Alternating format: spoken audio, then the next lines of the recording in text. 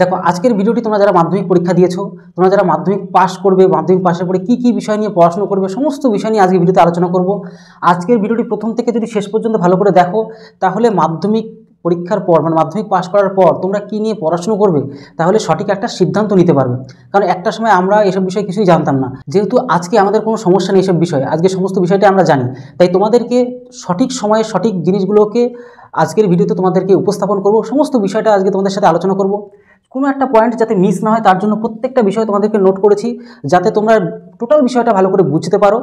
মানে এক কথায় তোমাদের সাথে যেটা আলোচনা করবো, তোমরা টপিকটাও দেখে নাও, what to do after 10th pass. ঠিক আছে, তোমরা 10 পাসের পর বা 10-এর পরে মাধ্যমিক পাশের পরে তোমরা কি করবে, মাধ্যমিকের পর কি বিষয় নিয়ে তোমরা পড়াশোনা করলে ভালো হবে, টোটাল বিষয় নিয়ে আজকে ভিডিওতে আলোচনা করব। প্রথম থেকে শেষ পর্যন্ত অবশ্যই ভিডিওটি দেখো, তাহলে সঠিক একটা সিদ্ধান্ত নিতে পারবে, সঠিক কী বিষয় নিয়ে পড়াশোনা করলে তোমার পক্ষে ভালো হবে, সমস্ত কিছু আজকে ভিডিওতে জানতে পারবে।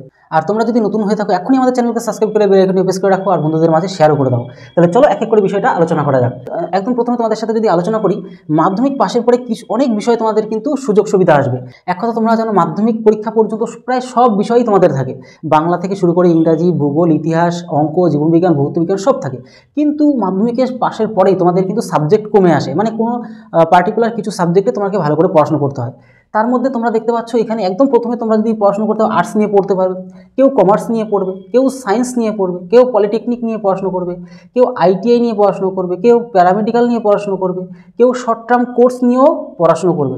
এতগুলো অপশান তোমাদের মধ্যে থাকবে, তোমাদের যেটা ভালো লাগে, এবার তোমাদের জন্য কোনটা ভালো হবে সেই বিষয় নিয়ে তোমাদের সমস্ত যে বোর্ডে নোট করে রাখা আছে বা ডিটেলসে লেখা আছে সেই বিষয়গুলো নিয়ে আমি তোমাদের সাথে আলোচনা করে দিচ্ছি। একদম প্রথমে তোমাদেরকে বলবো যে 3টে ভাগ রয়েছে, একটা হচ্ছে জেনারেল কোর্স, আর একটা হচ্ছে প্রফেশনাল কোর্স, আর একটা হচ্ছে শর্ট টার্ম কোর্স। এই 3টে ভাগ রয়েছে। এবার এই 3টে ভাগের মধ্যে তুমি কী নিয়ে ভালো করে পড়াশোনা করবে। জেনারেল কোর্সের মধ্যে কী পড়ে, জেনারেল কোর্সে যে আর্টস দেখতে পাচ্ছ, কমার্স দেখতে পাচ্ছ আর সায়েন্স, মানে এক কথায় আর্টস, কমার্স আর সায়েন্স। আর্টস বলতে কলা বিভাগ, ঠিক আছে, কমার্স তো বুঝতেই পারছো, আর দিকে সায়েন্স মানে বিজ্ঞান বিভাগ। এই 3টে থাকছে কি জেনারেল কোর্সের মধ্যে, ভালো করে বুঝবে, এই 3টে থাকছে জেনারেল কোর্সের মধ্যে। এবার আমরা একটু নেক্সট পার্ট চলে যাচ্ছি, প্রফেশনাল কোর্স। প্রফেশনাল কোর্সের মধ্যে কী থাকছে, প্রফেশনাল কোর্সের মধ্যে থাকছে 3টে ভাগ। কী 3টে ভাগ, পলিটেকনিক থাকছে, আর একটা হচ্ছে আইটিআই থাকছে, আর হচ্ছে প্যারামেডিক্যাল থাকছে, এই 3টে থাকছে, ঠিক আছে। এরপরে তোমরা যদি আরও খেয়াল করো, শর্ট টার্ম কোর্সের মধ্যে শর্ট টার্ম কোর্স এই আর একটা তোমাদের 3টে ভাগ রয়েছে। শর্ট টার্ম কোর্সটাও তোমাদেরকে বলছি এক এক করে। এইবার চলো এর আগে এবার আমরা একদম প্রথম থেকে শুরু করি যে জেনারেল কোর্সটা। অ্যাকচুয়ালি জেনারেল কোর্সের মধ্যে যে সমস্ত ভাগগুলো রয়েছে সেগুলোকে আমরা ধীরে ধীরে আলোচনা করি। যেরকম আর্টস, এই আর্টসের বিষয়ে যদি আলোচনা করি, এই আর্টসের কী বিষয়, মানে অ্যাকচুয়ালি কী, মানে আর্টস বিষয়টা কী, আর্টস বিষয়টা সায়েন্স গ্রুপ থাকছে না, সেখানে সায়েন্সের গ্রুপের পোর্শন থাকবে না, আমাদের কমার্সের কোনো পোর্শন থাকবে না। মানে এক কথা তোমাদেরকে যদি বলতে চাই, এই আর্টস গ্রুপে থাকবে কি ইতিহাস, ভূগোল, সমস্ত বিষয় নিয়ে আলোচনা করছি।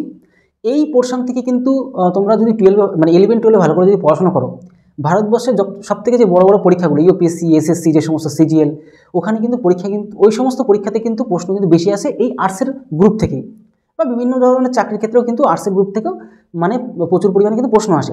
তা এমন না যে আর্টস নিয়ে পড়াশোনা করলেই যে তুমি কোনো রকমভাবে কোনো ভালো কিছু করতে পারবে না, একদম ভুল কথা। আর্টসের স্টুডেন্টরাই কিন্তু সবথেকে বেশি কিন্তু সরকারি চাকরি পায়। এবার এই বিষয়টা তোমরা বুঝতে পারো। এর পাশাপাশি তোমাদের সাথে আলোচনা করছি, এবার এমন না যে কমার্স নিলে পায় না, সায়েন্স নিলে পাইলে, এমনটাও কিন্তু নয়, কিন্তু আর্টসের গ্রুপের থেকে ম্যাক্সিমামটা পায়। এবার তোমাদের কেন বলছি তারও টোটাল ডিটেলস সব আলোচনা করে দিচ্ছি। এবার তোমরা যদি 11-12 যদি আর্টস নিয়ে পড়াশোনা করো, এখানে তোমাদের কিন্তু বললাম তোমাদের ইউপিএসসি থেকে শুরু করে এসএসসি, রেলওয়ে, যে সমস্ত আদার এক্সামগুলো আছে না কেন, সে সমস্ত ক্ষেত্রে কিন্তু তোমাদের এই আর্টস গ্রুপ থেকে প্রশ্ন কিন্তু অনেক পরিমাণে কিন্তু আসে। এবার এখানে সাবজেক্টগুলি কী থাকে একটু দেখে নাও।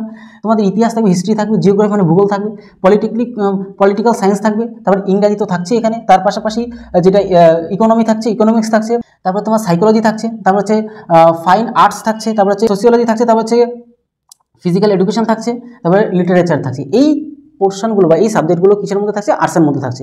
তাহলে আর্টসের মধ্যে তোমরা একটু অভিজ্ঞতা পেয়ে গেলে। এবার আমরা আর্টস থেকে চলে আসবো একটু কমার্সের দিকে। কমার্সের কী বলা আছে দেখো, কমার্সের ক্ষেত্রে কিন্তু তোমাদের যে বিজনেস পারপাস, বিজনেসটাকে যদি ভালো করে করতে চাও, বা কোনো রকম যদি প্রাইভেট প্লাস সরকারি, বিশেষ করে প্রাইভেট ক্ষেত্রে যদি বড় বড় সেক্টরে ভালো ভালো পোস্টে কাজ করতে চাও, তাহলে কিন্তু তোমার এই কমার্সের যে সাবজেক্টটা তোমার কিন্তু বেশ কাজে লাগবে। চলো আরও বিষয় নিয়ে আলোচনা করছি। অ্যাকাউন্টেন্সি মানে হিসাবপত্র যে ব্যাপারটা থাকে, এটা প্রাইভেট সেক্টরে বেশি কাজে লাগে, ঠিক আছে। এমন না যে সরকারি সেক্টরে লাগে না, অবশ্যই লাগে, কিন্তু প্রাইভেট সেক্টরে বেশি অপরচুনিটি এটা আছে কমার্সের ক্ষেত্রে। তো প্রাইভেট যে কোম্পানি এখানে, তারপরে এর পাশাপাশি ব্যাঙ্কিং সেক্টরে তুমি কিন্তু এখান থেকে অনেক কিছুই তোমার কেরিয়ারের জন্য কিন্তু লাভবান হবে। এর পাশাপাশি তোমাদেরকে বলবো বিজনেস এবং ট্রেড, বুঝতেই পারছো বিজনেস ট্রেডের ক্ষেত্রে সম্পর্কে তোমরা সমস্ত বিষয় এখান থেকে জানতে পারবে কমার্স থেকে। আর তোমাদের যে সমস্ত সাবজেক্টগুলো থাকছে সেটা কী কী থাকছে, অ্যাকাউন্টেন্সি থাকছে, বিজনেস স্টাডিজ থাকছে, তারপরে হচ্ছে ইকোনমিক্স থাকছে, ম্যাথমেটিক্স থাকছে, পাশাপাশি ইংরাজিটাও কিন্তু সাবজেক্ট হিসেবে থাকছে। তাহলে তোমরা বুঝতে পারলে কমার্সে কী কী সাবজেক্ট থাকছে এবং এর সুবিধা কী, এখানে তুমি বিজনেস পারপাস এবং ট্রেড সম্পর্কে সমস্ত বিষয়গুলো তোমরা কিন্তু এখানে জানতে পারবে। এবার চলে আসবো আমরা বিজ্ঞান বিভাগ, যেটা কিনা সায়েন্স বিভাগ। দেখো এই সায়েন্স বিভাগ থেকে তুমি যেই স্ট্রিমে যেতে চাও না কেন 11 এবং 12 ক্লাস পাস করার পর তুমি সেখানে কিন্তু যেতে পারবে। তুমি যদি মনে করো সায়েন্স থেকে তুমি পরে আবার আর্টস নিয়ে পড়াশোনা করবে, তাও কোনো সমস্যা নেই, কিন্তু আর্টস নিয়ে পড়াশোনা করে তুমি কিন্তু সায়েন্সে তুমি গ্র্যাজুয়েশন কমপ্লিট করতে পারবে না। তার মানে কি, সায়েন্স নিয়ে তুমি যদি পড়াশোনা করো, তুমি যদি আর্টসে যেতে চাও আর্টস করতে পারবে, তুমি যদি কমার্স করতে চাও সেটাও পারবে, কিন্তু তোমার কিন্তু আর্টস থেকে কমার্সে আসা যাবে না, কিন্তু আর্টস থেকে সায়েন্স, আমি যেটা ভুল বললাম, আর্টস থেকে সায়েন্সে আসা যাবে না, কিন্তু সায়েন্স থেকে আর্টসে তোমার কিন্তু যাওয়া যাবে। এবার সায়েন্সের পোর্শনগুলি কি, তুমি যদি ডক্টর হতে চাও, তুমি যদি ইঞ্জিনিয়ার হতে চাও, তাহলে তোমার কিন্তু সায়েন্স নিয়ে পড়াশোনা করতে হবে। তার পাশাপাশি শুধু এই ক্ষেত্রেই নয়, দেখা গেলো এমন ঘটনাও তোমরা জানতে পারবে, বা তোমাদেরকে বলছি বিভিন্ন ধরনের সরকারি চাকরির ক্ষেত্রে যে টেকনিক্যাল জবগুলো সেগুলো কিন্তু সায়েন্সের পোর্শন থেকেই কিন্তু পাওয়া যায়, যেরকম আর্মির ক্লার্কের পোস্ট বা আর্মির যে সমস্ত ফ্যাক্টরি পোস্টগুলো আছে, তারপর তুমি যে রেলওয়ের বিভিন্ন ধরনের ইঞ্জিনিয়ারিং যে পোস্টগুলো, সেক্ষেত্রেও তুমি কিন্তু এই সায়েন্সের ক্ষেত্রে থেকে ভালো সুযোগ সুবিধা পাবে, মানে অপরচুনিটি বেশি পাবে। এবার সেক্ষেত্রে সায়েন্সের ক্ষেত্রে নর্মালি আমরা যেটা বলি ডক্টর ইঞ্জিনিয়ার ক্ষেত্রে তো অবশ্যই তোমার সায়েন্স লাগবে। এবার ডক্টর পড়তে গেলে তোমাকে বায়োলজি নিতে হবে, আর হচ্ছে কি ইংলিশ, তুমি যদি ইঞ্জিনিয়ার হতে চাও তাহলে তো অবশ্যই ম্যাথ নিয়ে তোমাকে পড়াশোনা করতে হবে। এর পাশাপাশি সায়েন্সের দুটো ভাগ রয়েছে, সেটা কি, একটা হচ্ছে মেডিকেল সায়েন্স আর একটা হচ্ছে কি নন মেডিকেল সায়েন্স। তাহলে একটা কি দেখতে পারলে যে মেডিকেল সায়েন্স একটা থাকছে আর একটা হচ্ছে নন মেডিকেল সায়েন্স থাকছে। মেডিকেল সায়েন্সের মধ্যে পিসিবি মানে কি, তোমার হচ্ছে ফিজিক্স থাকবে, কেমিস্ট্রি থাকবে আর বায়োলজি থাকবে। এটা হচ্ছে মেডিকেল সায়েন্সের মধ্যে, বুঝতে পারলে মেডিকেল সায়েন্সের মধ্যে কী কী তোমার সাবজেক্ট থাকছে, ফিজিক্স থাকছে, কেমিস্ট্রি থাকছে, আর হচ্ছে বিতে হচ্ছে তোমার বায়োলজি থাকছে, ঠিক আছে। এবার নন মেডিকেল যেটা সায়েন্স, নন মেডিকেল সায়েন্সের মধ্যে কী থাকছে, পিসিএম, মানে তোমার এই পিসি দুটোর মধ্যে, মানে ফিজিক্স আর কেমিস্ট্রি দুটোর মধ্যে কিন্তু সেম। আর এটা তো তাহলে কি থাকছে, নন মেডিকেল সায়েন্সের মধ্যে ফিজিক্স আর কেমিস্ট্রি তো থাকছে, তার পাশাপাশি ম্যাথটা কিন্তু তোমার এখানে থাকছে নন মেডিকেলের মধ্যে, যেটা মেডিকেল সায়েন্সের মধ্যে। তাহলে বুঝতে পারলে এর পাশাপাশি কী কী থাকে, তাহলে সায়েন্সের ক্ষেত্রে তোমার ফিজিক্স থাকছে, কেমিস্ট্রি থাকছে সাবজেক্ট হিসাবে, ম্যাথ থাকছে, বায়োলজি থাকছে, ইংলিশ থাকছে, আর তুমি যদি অপশনাল যে সাবজেক্ট সেটা বেঙ্গলি, তোমার যেহেতু মাতৃভাষা সেই হিসেবে তুমি বেঙ্গলি ক্ষেত্রে রাখতে পারো, ঠিক আছে। এবার চলে আসবো আমরা আরও একটু নেক্সট লেভেলে, কি প্রফেশনাল কোর্সের মধ্যে আমরা যদি খেয়াল করি, সেটা হচ্ছে পলিটেকনিক। তোমরা দেখতে পাচ্ছ পলিটেকনিক, এই পলিটেকনিকের ক্ষেত্রে তোমাকে কিন্তু কী কী ভাগ রয়েছে বা পলিটেকনিক কী সে সমস্ত বিষয়টা তোমরা একটু দেখে নাও। দেখো পলিটেকনিক যে কোর্স, এই পলিটেকনিক কোর্সের মধ্যে, মানে এই পলিটেকনিক কোর্সটা কিন্তু সম্পূর্ণ কিন্তু তোমার এই যে তোমরা দেখতে পাচ্ছ প্রফেশনাল কোর্সের মধ্যে কিন্তু পড়ে যাচ্ছে। এবার এই পলিটেকনিক যে কোর্স তার মধ্যে সেটা হচ্ছে কিন্তু তোমরা কিন্তু 10th পাসের পরে 3 বছরের আশেপাশে তোমার এই কোর্সটা সময় লাগে, এটা সম্পূর্ণ কমপ্লিট করতে 3 বছরের আশেপাশে তোমার সময় লাগে। এর পাশাপাশি তুমি যদি এর থেকে কি অপরচুনিটি পাবে, তুমি জুনিয়র ইঞ্জিনিয়ার হতে পারবে, ঠিক আছে। এটা তুমি যদি কোর্স কমপ্লিট করো তুমি জুনিয়র ইঞ্জিনিয়ার হতে পারবে। এর পাশাপাশি তোমরা কী করে হতে পারবে, এখানে তোমার এই রাজ্য সরকারের তরফ থেকে তোমাদের অ্যাডমিশন বের হয় বা ফর্ম বের হয়, সেখানে তোমার পরীক্ষা দিয়ে তুমি কিন্তু জুনিয়র ইঞ্জিনিয়ার হতে পারো, ঠিক আছে। এবার তোমাদের এটা বলে দিলাম যে টোটালটা হচ্ছে ডিপ্লোমা কোর্স, এই কোর্সটা হচ্ছে সম্পূর্ণ কি একটা ডিপ্লোমা কোর্স, পলিটেকনিক কোর্সটা কি একটা ডিপ্লোমা কোর্স।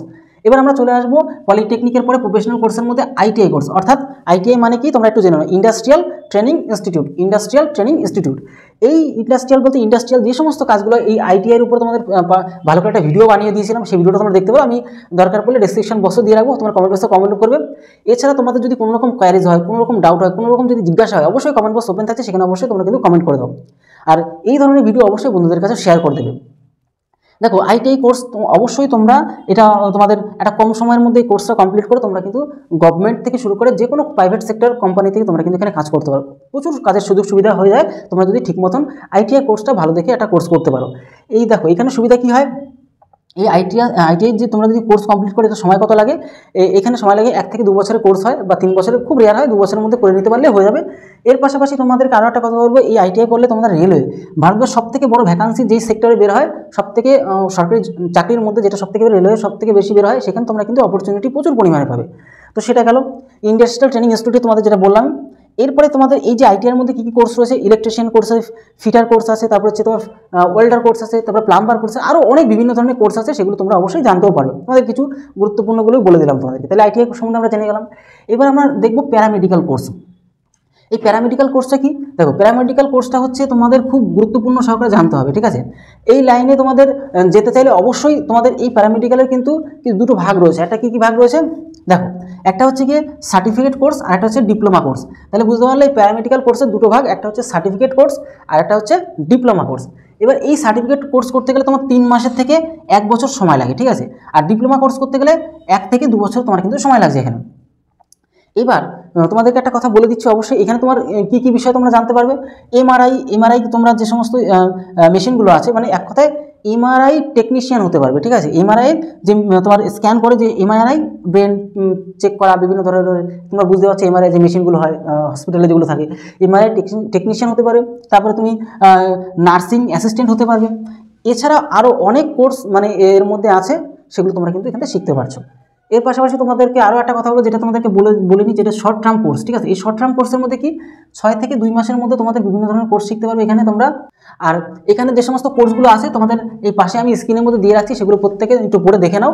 এই শর্ট টার্ম কোর্সের মধ্যে এই কোর্সগুলো তোমাদের কিন্তু আছে, তোমরা একটু দেখে নাও, ঠিক আছে। তোমরা যেটা করতে ইচ্ছুক সেটা তোমাদের সমস্ত বিষয়ে আলোচনা করে দিলাম, অর্থাৎ what to do after 10th। তোমরা মাধ্যমিক পাশের পরে বা মাধ্যমিকের পরে বা 10 ক্লাস পাশের পরে তোমরা কী কী করতে সুযোগ পাচ্ছ বা কী কী করতে পারবে, সমস্ত বিষয় নিয়ে তোমাদের সাথে আলোচনা করে দিলাম। আশা করি তোমরা একটা স্পষ্ট ধারণা পেয়েছো যে মাধ্যমিক পাশের পর আমরা কী কী করার সুযোগ পাবো, সেই বিষয় নিয়ে তোমাদের একটা স্বচ্ছ ধারণা তৈরি হয়ে গেল। যদি নতুন হয়ে থাকো এখনই আমাদের চ্যানেলকে সাবস্ক্রাইব করে বেল আইকনটিকে প্রেস করে রাখো। এমন ধরনের মাধ্যমিক পাস, 12 পাস মানে চাকরি রিলেটেড সমস্ত ভিডিও তোমরা এই চ্যানেল থেকে বানানো আছে, প্লাস আরও তোমাদের জন্য আসবে। অবশ্যই বন্ধুদের কাছে শেয়ারও করে রাখো। তাহলে ভিডিওটি আজকে এলো, তত সময় অবশ্যই ভালো থেকো, সুস্থ থেকো। জয় হিন্দ, জয় ভারত।